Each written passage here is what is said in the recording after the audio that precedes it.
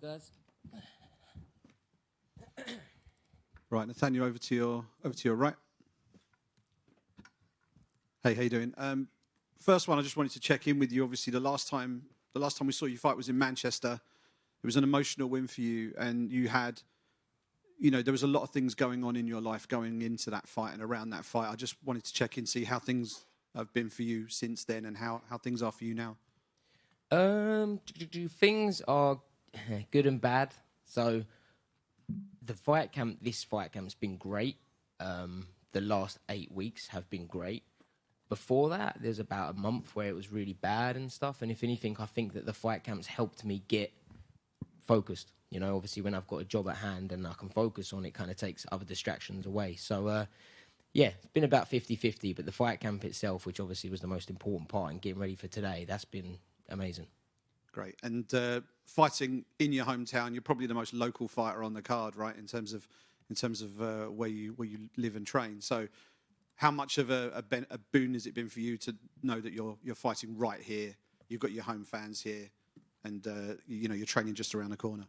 Oh, it's massive. I get to literally sleep in my own bed. I can this morning I walked the dog. Then I played with my daughter for a bit, saw my wife. So, yeah, it's definitely a luxury fighting at home, and I'd say it gives me a slight advantage. Definitely in the mindset, having the hometown crowd, literally being 40 minutes from the venue, just being able to rock up, fight, go home, have a cup of tea, that's a bit of me. So, it's definitely a luxury advantage. And two former Cage Warriors champions are going at it this weekend. Obviously, different weight classes. Obviously, you were bantamweight at the time. Morgan, former featherweight champion.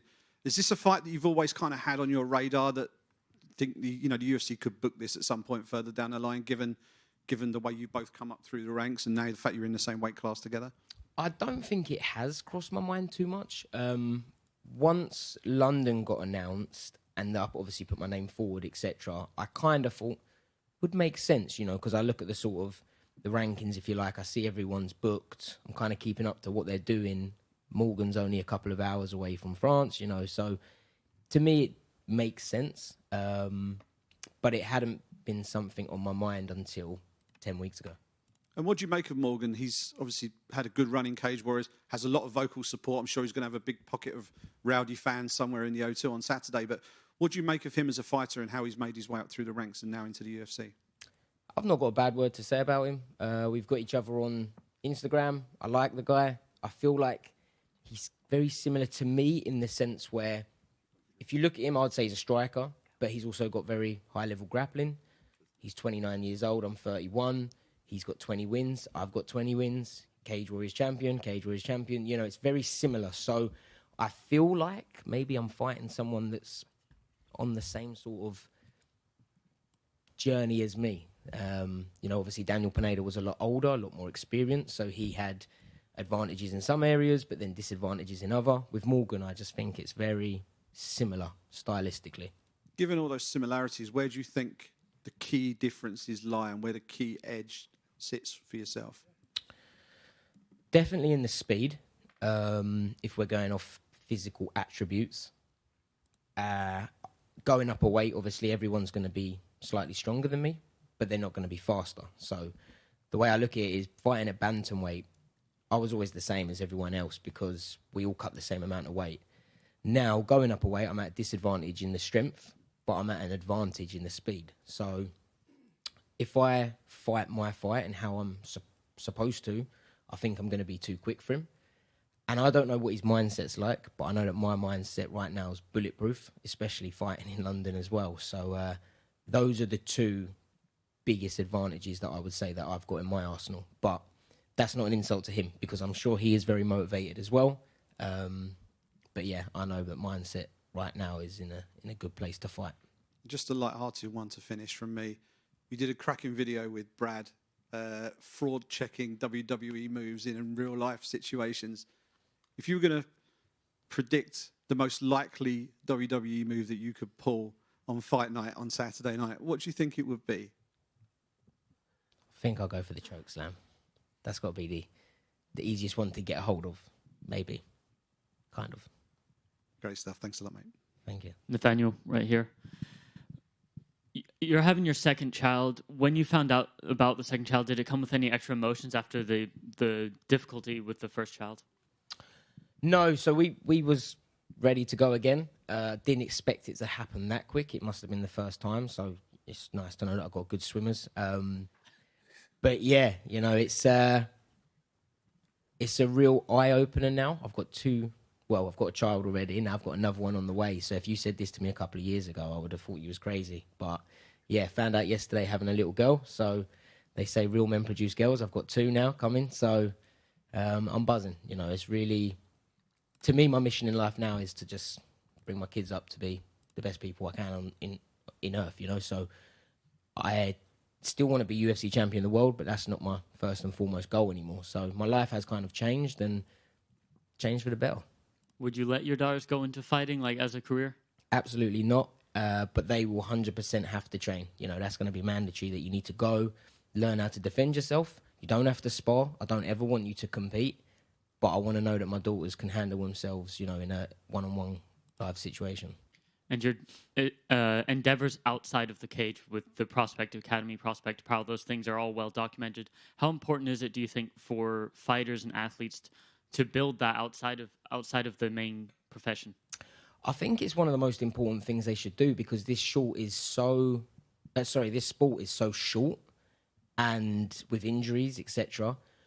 And a lot of people, we don't have things necessary to fall back on, you know. So I either go back on a building site or try and set some things up that I can whilst I'm fighting. So, you know, as you say, with the Prospect Academy and the apparel, I can't retire on them yet, but hopefully in 5 years' time, or whenever I decide to retire, they're earning me enough money to, you know, be able to live a comfortable life and provide for my girls. So obviously the plan is to make millions and millions fighting, but you've also got to be realistic as well and just plan for the future. Thank you. Nathaniel over here. Welcome. This fight has been an early, fight of the night contender. It's been picked as that. What do you think, a sort of a bonus winning performance could take you? Where do you think that could take you in your career? So I definitely think a good win, confidently, not a back and forth, you know, split decision, would put me in the shot of getting a ranked opponent in the top 15. But if I'm honest, I have no intentions whatsoever about rankings anymore. I don't care for it. You know, it really means nothing to me whatsoever. I know where I belong in the world, and I believe that I'm one of the best fighters on the planet. And because some guy decided to put me at 20 or 25 or whatever I am, that doesn't change my outlook on it. So, you know, I think rankings are great to build up for a title shot, but until you're in the top 5, what does top 15, 14, 13 mean, you know? So if the UFC offered me tomorrow anyone in that top 15, I'll take it with both arms. But at the moment, I just want exciting fights, and Morgan is an exciting fight. So, yeah, I think this is the best fight that I could have got out of rankings. But, yeah, as I say now, I'm kind of past really caring about that. I just want to fight as often as I can and have exciting fights that people remember. You're the hometown boy. Morgan's going to probably bring a cult following. There's going to be, 2 sides of the crowd. Are you going there to tear the house down? Yeah, of course. I've always got to... I'm not the only London fighter anymore. Now we've got my teammate, Lonnie Kavanagh, but I always feel like I'm the one representing, being the only London guy usually on these cards. So obviously I'm undefeated in the O2. So, you know, on Saturday I plan to remain undefeated. You say there's no bad blood. Is that post-fight pint still on? It is. If I'm honest, I don't really drink beer though, so a cup of tea would be better for me. But yeah, no, there's no bad blood. You know, as Brad Pickett said once before, I don't need to hate someone to punch him in the face. You know, we can. It's a sport at the end of the day, and it's a harsh one, but it's a play sport. You know, we're play fighting. This isn't real life, so for me, this is fun. Cheers, mate. Nave, just to talk about the rankings a minute, we spoke the other day and you mentioned again about the rankings and the people deciding the rankings. I'm just curious, from a fighter's perspective, how interested or excited would you be about Dana White's idea of introducing AI rankings? If I'm honest, when I've heard about that Dana White thing, I I don't really know what it means. So maybe it's the computers now deciding where we're ranked. But yeah, as I say, to me it's all opinionated. You know, yesterday I think I saw Max Holloway on Tapology's ranked 18th at featherweight in the world.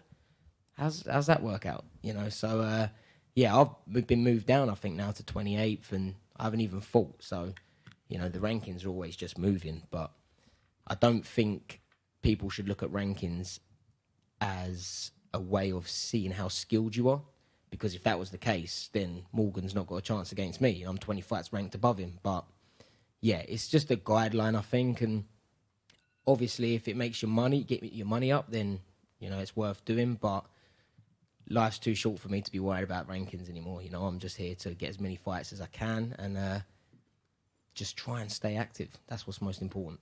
Yeah, and just one more from me. The division's in a bit of a state of flux at the minute with Taporia vacating and moving up.